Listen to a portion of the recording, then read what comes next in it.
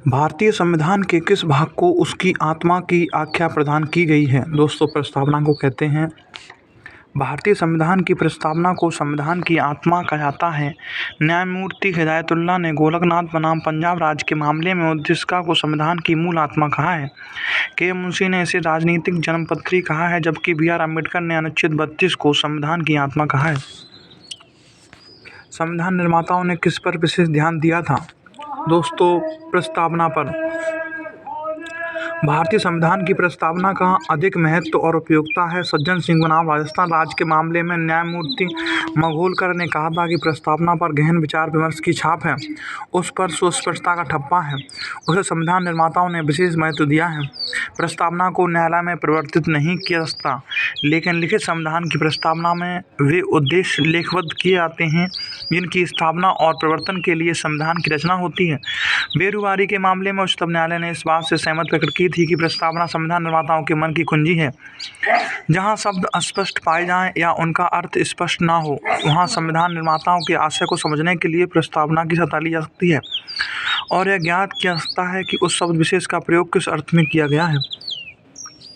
भारत में जनप्रिय संप्रभुता है क्योंकि भारत के संविधान की प्रस्तावना शुरू होती है। दोस्तों, हम भारत के लोग।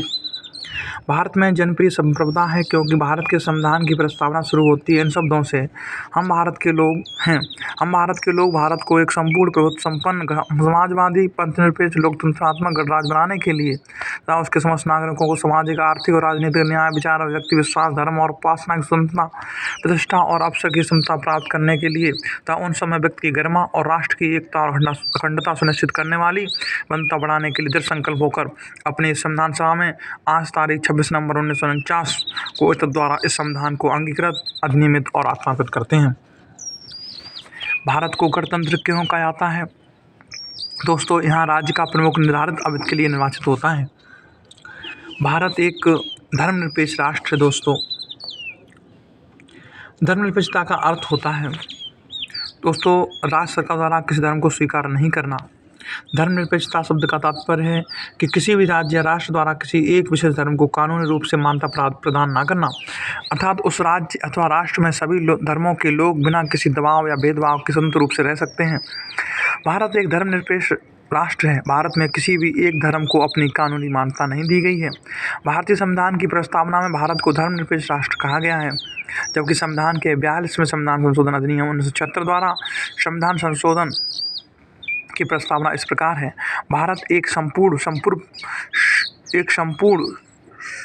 स्वप्रभुत्व संपन्न समाजवादी धर्मनिरपेक्ष लोकतंत्रात्मक गणराज्य है।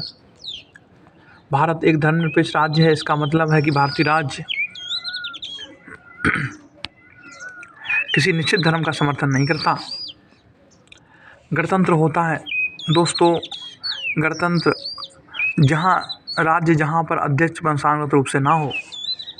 गणतंत्र वह राज्य है जहाँ पर अध्यक्ष वंशानुगत रूप से ना हो। एक गणराज्य या गणतंत्र सरकार का एक रूप है जिसमें देश को एक सार्वजनिक मामला माना जाता है, न कि शासकों की निजी संस्था या संपत्ति। एक गणराज्य के भीतर सत्ता के प्राथमिक पद पर प्रशासित में नहीं मिलते हैं। यह सरकार का एक रूप है जिसके अंतर्गत राज्य का प्रमुख राजा नहीं होता।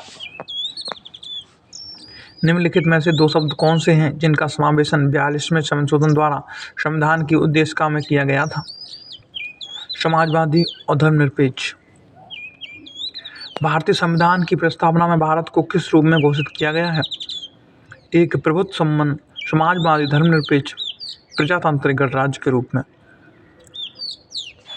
आज के लिए बस इतना ही। फिर मिलेंगे एक नई वीडियो में। जय हिंद, जय भारत।